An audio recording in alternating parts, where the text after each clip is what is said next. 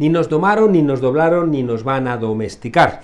Resistencia, huelgas, lucha, héroes anónimos, desafiando en las fábricas y en las calles a un Estado totalitario, cuyo único argumento era la fuerza y la violencia. Gente desobediente, resiliente, indomable, hombres y mujeres a las que les unía la conciencia de clase. Hay quien dice que las clases sociales son cosa del pasado, batallitas del abuelo, diría Pablo Casado, ¿no? Pero al contrario, la crisis de 2007 y 2008 y la actual pandemia han abierto otra vez la discusión al respecto, ¿no? Y si la clase trabajadora existe o si esa clase media aspiracional ha dinamitado esa conciencia. Hoy traemos la huelga de la SEA del 71, las luchas campesinas en el marco de Jerez, la huelga del textil madrileño, los sucesos de Vitoria del 76, la huelga general del 14D, por supuesto, los asesinatos de Atocha. Y hoy más que nunca se hace necesario recuperar la memoria de aquellos que se jugaron la vida para que hoy tengamos democracia. Los libros Conciencia de clase, Historia de las comisiones obreras vienen a recordarnos todo eso. Y hoy tenemos a dos de los protagonistas de estos libros, Aitana Castaño y Luis G. Martín. Muchísimas gracias por acompañarnos. Muchas gracias a ti. Oye, déjame preguntaros al comienzo por vuestros relatos concretos. Aitana, tú te vas a la cuenca minera, pero no vas a hablar de los mineros, sino que vas a hablar de las mujeres que vivían en la cuenca. Sí, fue una elección como muy consciente. Yo soy de la cuenca minera, vivo en la cuenca minera, casi todos, o sea, los libros que escribí hablen de la cuenca minera, Los niños de humo y Carboneras, pero la cuenca minera yo siempre defendí que era mucho más que mineros. Los mineros nos enseñaron muchas cosas, a los que somos de las cuencas mineras. Nos enseñamos que la lucha colectiva es la única que te lleva a las grandes victorias individuales. Y gustábame hablar de alguien que no fuera minero en las cuencas mineras, gustábame hablar de las mujeres y además basame en una historia real que es un grupo de mujeres de Langreo, de Asturias, que en los años 70 montaron la sección sindical del comercio, con casi 500 afiliadas. Cómo aquellas mujeres cogieron lo que tenían de sus compañeros mineros, de muchos de ellos sus maridos, sus hermanos, sus padres, aquellas lecciones y les llevaron a su sector y consiguieron cosas tan guapas como por ejemplo poder descansar el día de Navidad o descansar algún domingo. Poco a poco... Como tu protagonista, ir al cine. Ir al cine después de tal. Sí, porque además, bueno, pues ya lo hablaremos después y eso, pero las mujeres tenían que luchar contra muchas cosas. Tenían que luchar contra un país contra una dictadura que amenazaba a toda la población, pero a las mujeres en concreto, pues tenía ellos como cierta tirria, a pesar de que ahora muchos quieran maquillarlo. No podías tener una cuenta corriente si eras una mujer sola, pues tienes que tenerla con tu padre o con tu marido. Las mujeres tenían que luchar en las cuencas mineras contra un sector que era muy duro para sus maridos, para los hombres que trabajaban en la mina, pero también para ellas, porque ellos también sufrían y tenían que luchar a veces contra ellas mismas. Tenían que luchar contra una educación que se les había dado en las que ellas no contaban como seres humanos y menos como trabajadoras. Esas mujeres del sector del comercio y del sector de la ropa, de los tejidos, de las cuencas mineras, a mí me enseñaron que ellas habían aprendido mucho más de lo que la gente creía y existían de verdad. Hay una mujer real que se llama Aida, que fue la que a mí me contó esa historia. Todas estas cosas. Ahora vamos a entrar un poquito más en eso porque hay elementos también como muy terribles, ¿no? De cómo las luchas de las mujeres, pues los que sí que tienen conciencia de clase a veces no tienen esa conciencia de género. Ahora entramos en eso, Aitana. Tú, Luis G., te has ido más a la actualidad, a las plataformas tecnológicas, en concreto Amazon, y también has entrado de lleno con esa gente joven que no termina de tener esa conciencia de lo que les está pasando y que se convierten en varias veces víctimas. Tú decías ahora al principio en la presentación que muchas veces lo que tiene que ver con la lucha sindical a veces se confunde con cosas del pasado, con batallitas del abuelo casi, con luchas romantizadas, y sin embargo miramos al presente y vemos que, no sé si más que nunca, yo no creo que más que nunca, pero tanto como en los peores momentos hace falta esa lucha sindical, esa lucha colectiva, esa búsqueda de derechos laborales. Estamos viviendo, es una obviedad ya a estas alturas, estamos viviendo en una sociedad en la que las brechas se van abriendo cada vez más y que además corre el riesgo de que, bueno, la mano de obra pueda ser innecesaria dentro de 50 años. Y algo que podría ser una bendición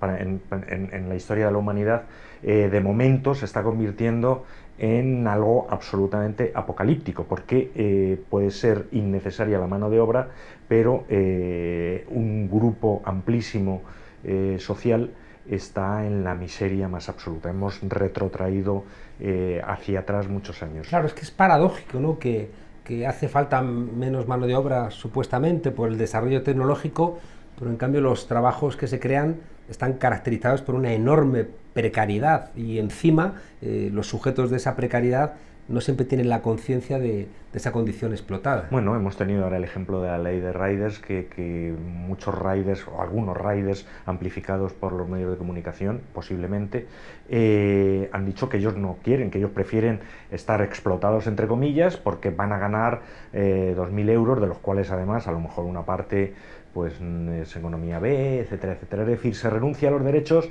por bueno, esa sociedad de la competitividad personal, de la precariedad, que yo creo que deberemos ir inventando un nuevo término, porque llamamos precariedad algo que es simplemente mierda, es decir, la gente no tiene vidas decentes. Estoy hablando de la gente joven, yo creo que la gente de mi generación, hay de todo, claro, pero la gente de mi generación estamos, de alguna manera, ya hemos encontrado nuestro lugar en el mundo, pero hay muchísima gente joven, muchísima quiere decir más de la mitad de la gente joven, que tiene vidas absolutamente imposibles de ejecutar y que, bueno, pues está trabajando en condiciones precarias, sobrecualificados, con sueldos que no les dan para aspirar a lo mínimo, a tener un piso decente, a vivir solos, a poder tomarse unas vacaciones medianamente aceptables. No, en España en los años 60 gente se fue a trabajar a Alemania y prosperó, pero en tu relato hay gente que se va a trabajar a Holanda y les alojan. Eso yo no lo sabía, pero investigando para este relato descubrí que hay toda una especie de mafia en los Países Bajos, en concreto, en Holanda, de atraer para toda la logística, tiene que ver con el puerto de Rotterdam y con las entradas de barcos por ahí, atraer mano de obra precaria y dejarlos medio colgados. Es decir, es casi como la trata de blancas, pero en logística en vez de en prostitución. De forma alojarles en campamentos, claro, en tiendas de campaña, cobrándoles unos alquileres abusivos. Absolutamente desesperante. Sí, yo eso no lo sabía, pero es... Parece un relato de ficción. Yo cuando leí el relato de Luis G, efectivamente parece un relato de ficción. Después conoces casos particulares y sí es cierto, marchen de aquí a buscar trabajo, a buscarse mejorar la vida, como tú dices, esos emigrantes de los años 60 y 70, y se encuentran con vidas mucho peores. Se ven atrapados. Se ven atrapados, sí. El relato de Luis G a mí me llamó muchísimo la atención porque efectivamente yo creo que es algo que si... No sé si la población española o no sé si los españoles lo conocen, pero desde luego no es algo que se hable de cómo es la situación de esos jóvenes españoles que se fueron a Europa. No solo españoles, pero sí. No solo españoles, pero bueno, europeos, muchos de ellos, y africanos, y que se fueron a esos países y no fueron a prosperar. Medraron, vamos, claro. Aitana, hay una parte en tu relato que claro, que para la gente más joven ahora les puede parecer ciencia ficción, ¿no? Pero ahora el peso que tenía la religión en la subordinación de las clases populares, ¿no? Y cómo la Iglesia ayudaba a decir: tú obedece, cuidado con el diablo, cuidado con esto que a la Iglesia no le gusta. Y en ese proceso de aprendizaje de tu protagonista hay una parte también que tiene que irse alejando, ¿no? de esa supervisión religiosa de sus comportamientos. Sí, y el machismo que mencionabais antes. Y el machismo, por supuesto, pero sí, la Iglesia, bueno, en la España de los años 70, pues tenía una importancia brutal en muchísimos aspectos, en la vida de las mujeres también.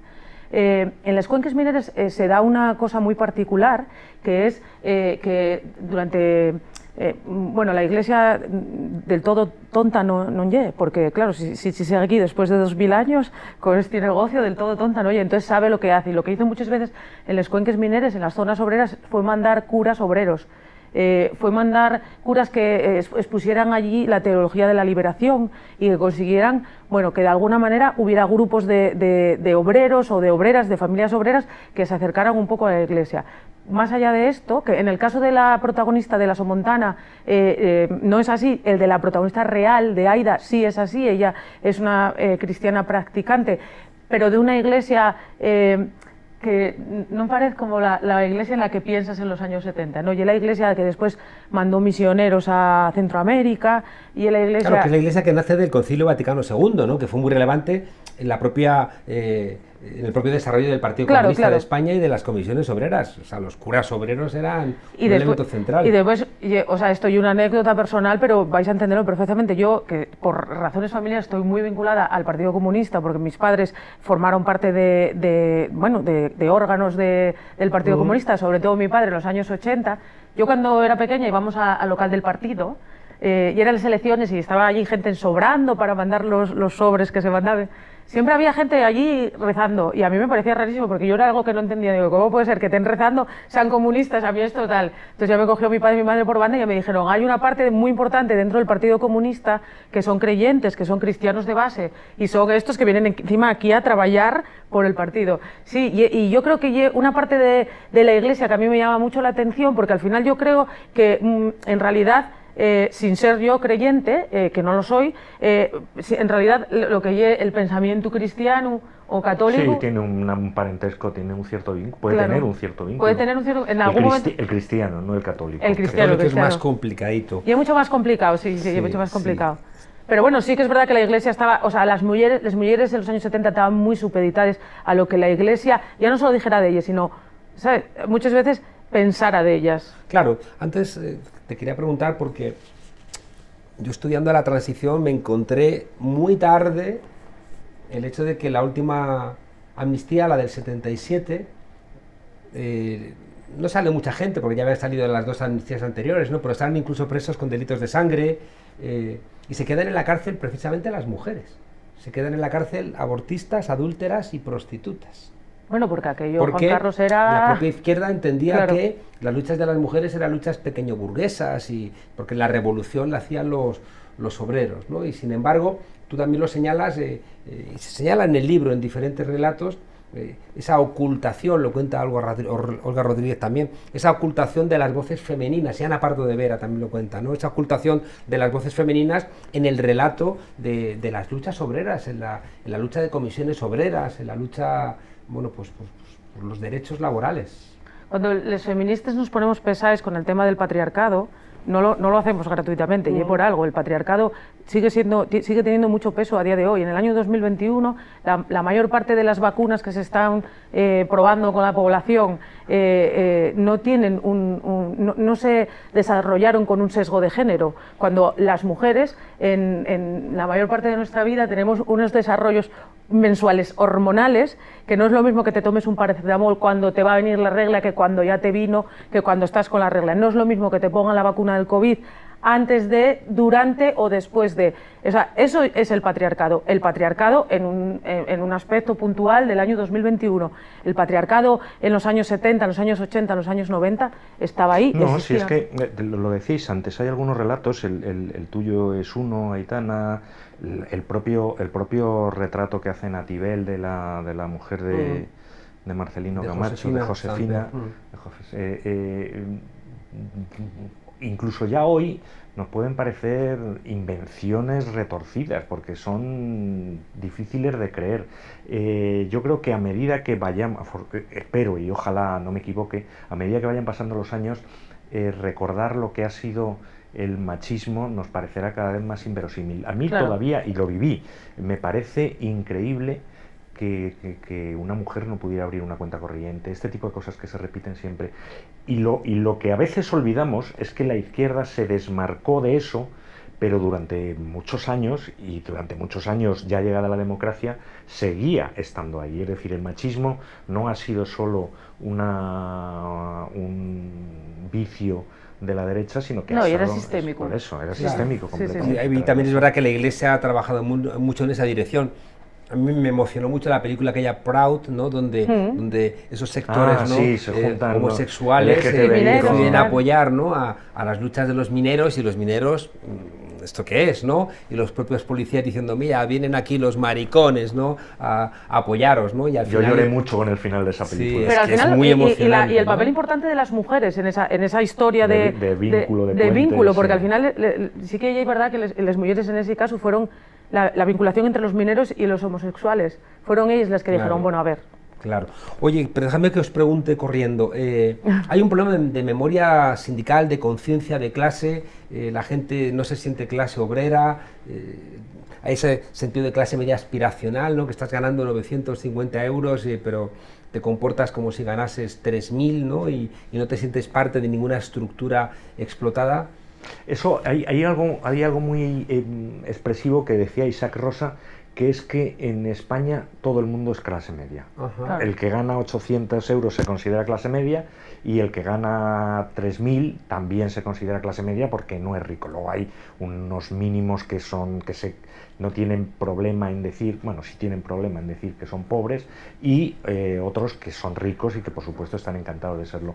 Pero incluso el que vive en precario se considera clase media, y eso es un problema, claro, porque ahí siempre mezclamos a muchas subclases, vamos a decirlo, que no tienen nada que ver realmente. Hay luchas ahí que deberían estar... Claro, y muy vinculado a eso también es la conciencia sindical, es decir, que la mejor defensa que tienes, ¿no? Contra cualquier tipo de explotación son los sindicatos, ¿no? Y sin embargo los sindicatos, bueno, pues han perdido pie, y una persona joven solamente va a entender a los golpes la necesidad del sindicato, que a menudo pasa, ¿no? Llamas al sindicato cuando te han despedido, cuando te han maltratado, pero cuando más o menos crees que estás todavía en esa lógica aspiracional de clase media, que el sindicato no te hace falta. Esa batalla yo creo que la ganó en su momento en el mundo Margaret Thatcher, y que la contrarrevolución hay que hacerla en algún momento, porque es verdad que sí, existe esa idea de que los sindicatos son una cosa del pasado, que ya no sirven realmente, y probablemente, como decía antes, sirven tanto como en el peor momento. Pero sí, esa batalla se ha perdido durante tiempo. Bueno, los poderosos se encargaron bien en los últimos 40 años de destruir a diario el sindicalismo como un concepto que puede ayudar a la gente. A mí me ha hecho mucha ilusión esto que está ahora en la cabeza de todos, el discurso de Biden. Me sorprendió profundamente esa idea de este país lo construyó la clase media, y a la clase media la construyeron los sindicatos. Esa reivindicación de los sindicatos de un presidente de Estados Unidos, que por definición ya es algo conservador siempre, incluso el demócrata más demócrata, me parece que podemos incluso empezar a pensar que empiezan a correr vientos de cambio en las ideologías. Claro, desesperada, porque ha entrado un loquito con la cabeza de guisante y los cuernitos en el Capitolio. Bueno, por lo que sea, yo me doy por satisfecho. Las enormes desigualdades, y si hay algo contra lo que luchan los sindicatos, es precisamente contra las desigualdades, ¿no? Es como el corazón, ¿no? ¿Sabes lo que pasa? Que yo creo, Juan Carlos y Luis, que muchas veces hay que, llegados a este punto, hay que empezar a explicarnos las cosas a nosotros mismos desde una parte básica. Entonces, mucha gente, ya no iba a decir de mi edad, como si yo fuera súper joven, y no lo soy, pero bueno, más o menos, la gente de mi edad para abajo, yo tengo 40 años, de mí para abajo, hay que cogerlos y decir, mira, clase media es esto, y clase trabajadora es esto. En algo muy sencillo, clase trabajadora es que si tú, para vivir, necesitas tu trabajo, eres clase trabajadora, es así de sencillo. Por supuesto, después tiene mucho más desarrollo, ¿eh? Entonces, como clase trabajadora tienes que protegerte. La protección ahora mismo te puede llegar por los sindicatos, por muy denostados que estén por los poderosos que a través de los medios de comunicación. Yo insisto, no sé cómo a día de hoy puede haber alguien que pueda estar afiliado a un sindicato, porque si te fijas en lo que se dice de ellos, es como si fueran gente con cuernos y que entran en el Capitolio, cuando no, efectivamente cuando tienes un problema, el que te ayuda es el sindicato, cuando tienes un problema laboral. Y después, ¿qué pasa? Que en este mundo en el que estamos, en el que cada vez vamos a más, cada vez nos individualizan más. ¿Qué tenían los mineros en los años 70? Aparte de ser 30.000 paisanos, la unidad, sí. y que trabajaban todos juntos, y que tú llegabas a un puesto de trabajo donde había 1.300 paisanos, Y llegabas allí y estaba el de Comisiones Obreras y el de UGT y te decía, hoy no se baja a trabajar, ¿por qué? Por esto, y no se bajaba. Claro, no había gorrones, ¿no? Esa idea del free rider, ¿no? Del Claro. caradura que se quiere poner de lado, el esquirol, ¿no? Que después, para aprovecharse de lo que consiguen los sindicatos, miedo. son los primeros, o sea, no tienen ningún problema en aprovecharse de lo que consiguen los sindicatos, que los sindicatos no lo... Pero con ese mundo tenemos que aprender a convivir, Claro. porque ese mundo sí que no va a cambiar. No, Es decir, no, no. las fábricas han desaparecido, sí, han desaparecido realmente, han desaparecido los grandes centros de trabajo. Claro, sí, hay que adaptarse a las nuevas circunstancias. No tienes a 1.300 paisanos en un centro de trabajo, a lo mejor tienes a 200 cada uno en su casa trabajando en un ordenador, pero esos tienen derechos también laborales. Me gustó mucho, entrevistamos hace un par de días a gente de Tubacex, ¿no? Que están aguantando, llevaban 113 días en huelga, porque había una caja de resistencia, ¿no? Y claro, yo leyendo los relatos de estos libros, esa conciencia de que tú tienes que ayudar, ¿no? A construir una caja de resistencia, porque si no... Sin protección estás perdido siempre. Si tus hijos pasan hambre, pues tienes que ir a trabajar. Es que es muy complicado que claro. te aguantes si no existe ese colchón que es mera conciencia, que no es que tú vayas a tu bola, que es un poco, de alguna manera, la alerta de estos relatos. Es decir, a la gente más joven, solo no te salvas, ¿eh? O sea, que aquí la única autoayuda que funciona es la autoayuda colectiva. Y en términos políticos, la autoayuda colectiva tiene que ver con partidos, y en términos laborales tiene que ver con sindicatos. Repasando, volviendo como siempre a la Revolución Francesa, está claro la libertad, está clara la igualdad, lo que nos sigue faltando Y la fraternidad. es la fraternidad y la solidaridad. La solidaridad, claro. Yo en Les Cuenques había una figura que a mí me gusta mucho reivindicar, que es la figura del comerciante, que cuando llegaban las huelgas de los mineros, que eran huelgas duras y eran huelgas que duraban muchos meses, el comerciante, yo lo tenía en casa, una de mis abuelas tenía una tienda, abría una libreta Fiaba. y iba apuntando todo lo que las familias debían. Y cuando acababa la huelga y los mineros volvían a trabajar, les mujeres iban pagando poco a poco. Esa libreta, en el caso de mi abuela, yo la conocía, era una libreta negra, que yo conocía a mediados de los años 80 y que la gente venía pagando deudas fiadas que tenían desde los años 70. Si tú ahora mismo, no sé si ahora mismo el mundo estaría preparado para esos comerciantes que fiaban durante meses a decenas de familias. Les enseñarían en las escuelas de negocios, eso no se hace. Eso no se hace, sí, Eso sí. no se hace. Eso no. Nos hemos comido el tiempo, pero no quiero despedirme sin haceros una pregunta antes a los dos. En el imaginario de las derechas, en sus martirios aparece pues Gregorio Ordóñez, Miguel Ángel Blanco, ¿no? Vilmente asesinados por ETA. En cambio, parece que hay una voluntad de olvidar a los asesinados en Atocha, a los abogados laboralistas. Es muy difícil que se consiga olvidarles. Es muy difícil, por mucho que se empeñen, Pero no tiene lugar. En los libros hay una queja diciendo cómo no forma parte esto de la lectura que se enseña, ¿no? En las escuelas, porque es que era gente trabajadora durante la transición queriendo traer derechos y libertades a nuestro país, y esa estructura vertical, ¿no? de la patronal que manda a unos asesinos a hacer un acto disciplinario y que termina asesinando a 5 personas. Sí, es que además yo creo que tiene, no solo se le debe el reconocimiento personal a la lucha y a lo que significaban, sino el valor simbólico de todo lo que supuso esa famosa semana de enero, esa manifestación posterior del Partido Comunista, bueno, del Partido Comunista y demás ciudadanos, pero en silencio absoluto. Es todo tan emocionante, tan simbólico de lo que significa la lucha por los derechos y la lucha por los derechos cotidianos, por los derechos reales, no por las grandes palabras, que los abogados laboralistas de Atocha yo creo que están en la historia de España inamoviblemente. Y además representan a mucha gente que durante muchas décadas vivió y sufrió la tortura como también sistemática, ¿no? y el desprecio absoluto de las clases poderosas, que en aquel momento era solo una clase poderosa. Pero sí, yo creo que no, bueno, por lo menos en nuestra mano está que no se olvide. Sí es cierto que, como bien dices tú, Juan Carlos, no es un episodio que se estudie en la profundidad que a lo mejor debería, porque efectivamente, como tú dices, Luis, yo creo que hubo un antes y un después de aquella semana en la democracia española. En el libro está muy recogido. Está recogido abriendo y cerrando, es cierto. El feminismo, el ecologismo y también esta reivindicación constante de los jóvenes que están teniendo la sensación de que les han engañado, ¿creéis que puede engarzar estos tres grandes movimientos con el sindicalismo?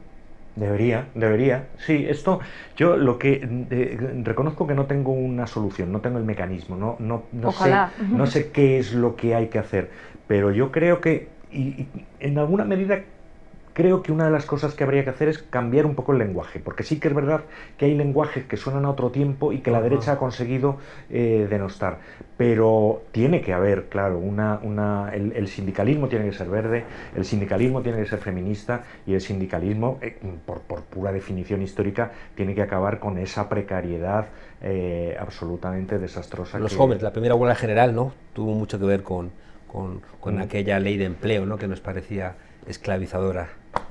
Muchas gracias, Aitana Luisqué, por el esfuerzo, por el libro y por la memoria que implica, y que seguramente eso que atraviesa los dos libros, eso de por qué fueron, somos, creo que lo habéis logrado, y bueno, pues siempre es muy grato, ¿no?, encontrar que seguimos peleando porque otros pelearon antes que nosotros. Muchas gracias. Gracias a ti. A ti, muchas gracias.